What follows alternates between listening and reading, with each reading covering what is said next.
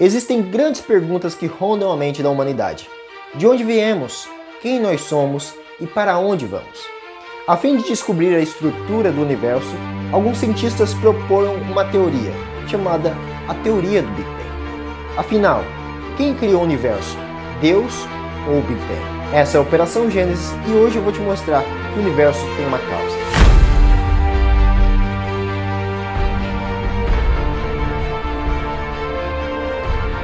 Olá, eu sou o Jefté e hoje vamos viajar no tempo para descobrir a verdade sobre a origem do universo.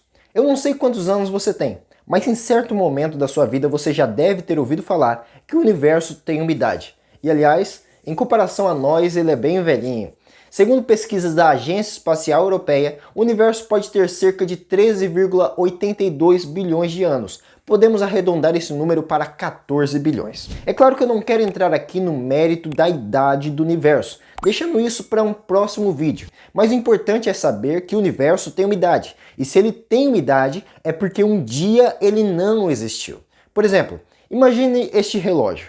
Ele tem uma data de fabricação. Significa que nesta data ele começou a existir, ele foi fabricado. E antes da sua fabricação ele não existia, porque algo não tem como existir antes de ser fabricado. Da mesma forma é o universo. Se ele tem uma idade é porque um dia ele começou a existir. Tá, Jefté, mas isso é óbvio, todo mundo sabe disso. Eu não disse que a gente ia viajar no tempo? Então vem comigo no século XVI, quando Thomas Diggs propõe a teoria de universo infinito e estático. A partir daí, a ciência passaria a desenvolver um pensamento. Se o universo é infinito e é estático, ou seja, ele não muda, isso significa que o universo é eterno. Desta forma, a ciência até o século XX acreditava que o universo fosse eterno. E se o universo é eterno, ele não teria um começo, porque não tem como contar a idade da eternidade. Logo, o universo não tinha um começo. Por exemplo, o próprio relógio. Se ele sempre existiu, ele nunca foi fabricado. E assim, até antes da década de 1920, os cientistas sempre partiam do pressuposto de que o universo era fixo e eterno. Isso vale também para o grande físico teórico Albert Einstein, que em 1917 aplicou a sua recém-descoberta teoria da relatividade geral. Para desenvolver sua teoria, Einstein a aplica ao modelo tradicional de cosmologia da época, que tinha como base um universo eterno.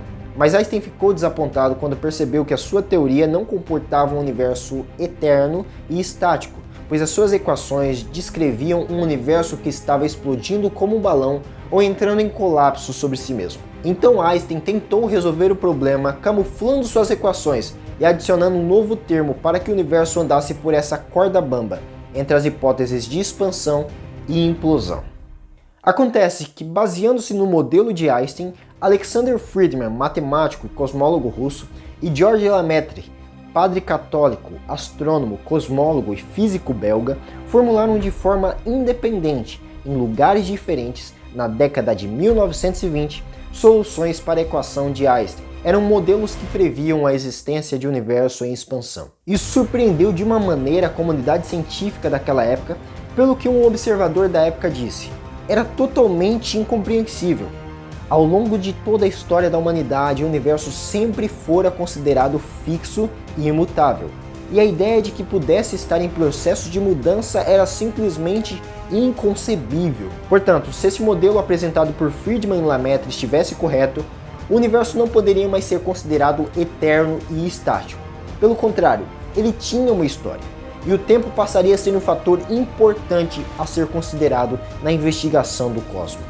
Em 1929, o astrônomo Edwin Hubble, através de incansáveis observações no observatório de Monte Wilson, fez uma surpreendente descoberta que comprovava as teorias de Lemaître e Friedmann. Ele descobriu que a luz vinda das galáxias distantes era mais vermelha do que se esperava.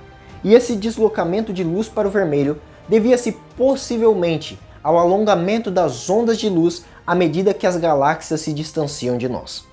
Esse deslocamento de luz para o vermelho é chamado de efeito Doppler. De uma maneira bem simples, quando o objeto se aproxima de nós, a luz tende a ficar azul, e quando o objeto se afasta de nós, a luz tende a ficar vermelha, efeitos conhecidos como blue shift e red shift. Para onde Hubble apontasse seu telescópio no céu, ele observava esse mesmo desvio de luz para o vermelho vindo das galáxias. Parecia até que a Terra estava no centro de uma grande expansão do universo, e as outras galáxias se moviam a velocidades fantásticas para longe de nós. Ou seja, o que Hubble descobriu foi algo incrível. A expansão predita por Friedman e Lemaitre foi confirmada. Esse seria um dos maiores, se não o maior divisor de águas da história da ciência. John Wheeler, físico teórico estadunidense, em Beyond the Hole, disse: de todas as predições feitas pela ciência ao longo dos séculos, teria havido alguma maior do que esta, que previu corretamente contra todas as expectativas um fenômeno fantástico quanto à expansão do universo? Alguém até pode perguntar: já que as galáxias estão se movendo para longe de nós, então nós estamos no geocentrismo, onde a Terra é o centro do universo? Não mesmo. Conforme os modelos de Friedman e Lemaitre, não estamos no centro do universo. Mas acontece que qualquer observador em alguma galáxia distante observaria também as galáxias se afastando dele. O que acontece na verdade é que as galáxias estão em repouso, sem um movimento próprio de distanciamento.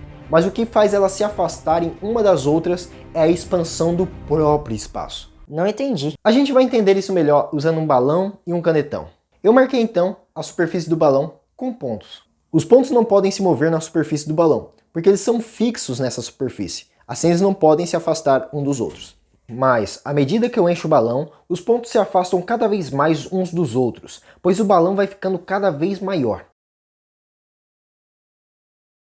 Portanto, um observador que estivesse em qualquer ponto poderia reparar que os outros pontos estão se afastando dele. Da mesma forma, ocorre no nosso universo. Em qualquer galáxia distante, um observador pode olhar para as demais galáxias e pode perceber que as galáxias estão se afastando do mesmo. O modelo Friedman-Lemaitre veio mais tarde ser conhecido como a teoria do Big Bang, mas esse nome pode ser um pouco enganoso.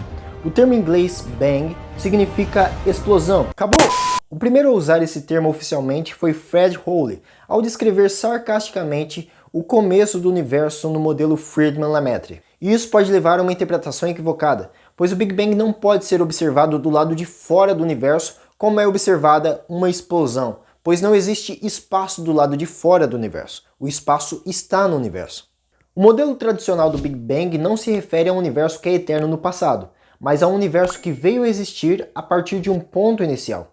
Este ponto inicial nós chamamos de singularidade cosmológica inicial. Conforme os físicos John Barrow e Frank Tipler descrevem, nessa singularidade o espaço e o tempo começaram a existir. Não havia literalmente coisa alguma antes da singularidade. Portanto, se o universo teve origem em tal singularidade, teríamos então uma criação ex nihilo, ou seja, uma criação a partir do nada. Segundo a teoria do Big Bang, a singularidade cosmológica inicial é onde toda matéria, energia, espaço e tempo começam a existir. Antes disso não havia matéria, não havia energia, não havia espaço nem tempo, não havia nada. Sir Arthur Eddington, refletindo sobre o começo do universo, disse: o começo parece apresentar dificuldades insuperáveis, a menos que nos disponhamos a interpretá-lo como algo decididamente sobrenatural. O problema da origem do universo, na palavra de uma equipe de astrofísicos, compreende, portanto, um aspecto metafísico, ou seja, que transcende a natureza física, que pode ser atraente ou revoltante. Alguns teóricos revoltados com as alternativas de forte cunho metafísico tentaram alterar o modelo padrão do Big Bang, que exigia um começo absoluto, para reinstituir um universo eterno. E vieram teorias como o modelo do estado estacionário, modelo de flutuação no vácuo, cenário de cordas, gravidade quântica. Mas o modelo de um padrão absoluto persistiu ao longo de um século e sobreviveu às tentativas de anulação das teorias alternativas. Em 2003, com a formulação do teorema Borde-Guth e Vilenki, foi comprovado que nenhum universo que esteja em processo de expansão poderia ser eterno, mas teria que ter um começo. Além disso, para mais evidências, a segunda lei da termodinâmica aponta para um começo absoluto do universo. Segundo essa lei, os processos que ocorrem no âmbito de um sistema fechado tendem sempre a um estado de equilíbrio. Ou seja, os processos no interior de um sistema tenderão a se esgotar completamente, a não ser que ele seja abastecido por uma fonte de energia externa. Por exemplo, o seu celular. Se o seu celular estivesse funcionando desde sempre com esta carga, um momento ele estaria desligado. Da mesma forma é o universo. Se ele fosse eterno, a sua energia teria acabado há muito tempo atrás. E se o universo começou a existir, algo causou o universo. Porque tudo o que começa a existir tem uma causa. Em toda a sua vida você presenciou esse princípio. Tudo o que começa a existir tem uma causa. E nós vivemos e fazemos tudo a partir deste princípio. Não há como ligar um computador sem acionar um comando. Na matemática não há como chegar a um resultado sem primeiro um cálculo. Nenhum objeto, animal, vegetal, átomo, qualquer coisa que seja, começa a existir em momento algum do universo do nada. Literalmente nada passa a existir do nada. Este princípio, portanto, aplica-se a toda a realidade. Logo, é um absurdo dizer que o universo surgiu sem causa alguma. Portanto, o universo que começou a existir tem uma causa. Se o universo tivesse causado a si mesmo, ele teria de ser anterior a si mesmo, o que é uma incoerência. Portanto, isso significa que o universo começou a existir por algo que está além do próprio universo. Essa causa tem de ser atemporal, ou seja, tem de estar além do próprio tempo, sem um início e sem um fim, pois como vimos no início do Big Bang, o tempo começa a existir. Uma causa imaterial, pois ela criou toda a matéria e energia. Essa causa também tem de ser um ser pessoal, pois esta é a única maneira de uma causa atemporal produzir um efeito temporal como o início do universo. Por exemplo, imagine um homem eterno que esteja sentado desde toda a eternidade sem passar por mudança alguma. E de repente, pela sua própria vontade, ele se levanta. Esse efeito temporal é obra de um agente pessoal cuja existência é eterna. Da mesma maneira, um criador poderia existir sem mudança alguma e eternamente, mas escolheu criar o mundo. Ao contrário do que muitos pensam, o Big Bang não contraria ou disfarça a existência de Deus. Pelo contrário, ele nos apresenta bases para defendermos a existência de um criador pessoal, atemporal, imaterial, imutável e imensamente poderoso. E permita-me, amigos agnósticos e ateus, apresentar-lhes o que a Bíblia fala a respeito da causa do universo. A Bíblia diz que a causa é atemporal. E ele é antes de todas as coisas, e todas as coisas subsistem por ele. Ela afirma que ele é imaterial. Deus é espírito, e é necessário que os seus adoradores o adorem em espírito e em verdade. É um ser pessoal. E disse Deus: haja luz, e houve luz. E imensamente poderoso. Eu sou o Alfa e o Ômega, o princípio e o fim, diz o Senhor, que é, e que era, e que há de vir, o Todo-Poderoso.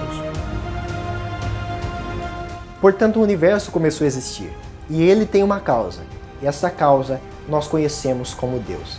As evidências nos dão motivos para acreditar num princípio e no Criador de um princípio. No princípio, Deus criou os céus e a terra.